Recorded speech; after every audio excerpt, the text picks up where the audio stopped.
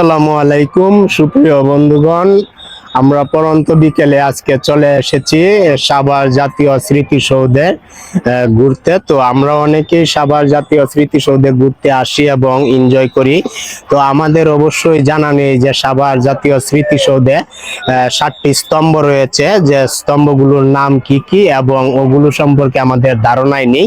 তো আজকে আমি একটু 7টি স্তম্ভের বিষয়ে কথা বলবো। যেটা প্রথম 1 নাম্বার স্তম্ভ ছিল 1952 সালে ভাষা আন্দোলন, এটির নাম হয়েছে 1952 সালে স্থাপিত হয়েছে ভাষা আন্দোলন। তারপর হয়েছে 2 নাম্বার যে স্তম্ভটি, সেটি হয়েছে আপনার 1954 সালে যুক্তফ্রন্ট নির্বাচন। তারপর 3 নাম্বার যে স্তম্ভটি আছে জাতীয় স্মৃতিসৌধে, সেটি হয়েছে 1956 সালে শাসনতন্ত্র আন্দোলন।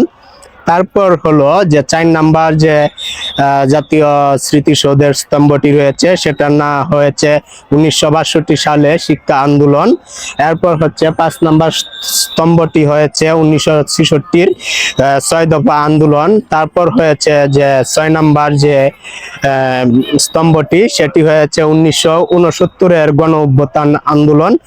এরপর 7 নাম্বার যে স্তম্ভটি, যেটি সবচেয়ে বড় এবং সবচেয়ে উঁচু স্থানে আছে, সেটি হয়েছে 1971 সালের মহান মুক্তিযুদ্ধ বিষয়ক স্তম্ভ। তো আমাদের এই হলো 7টি স্তম্ভের নাম স্মৃতিসৌধের।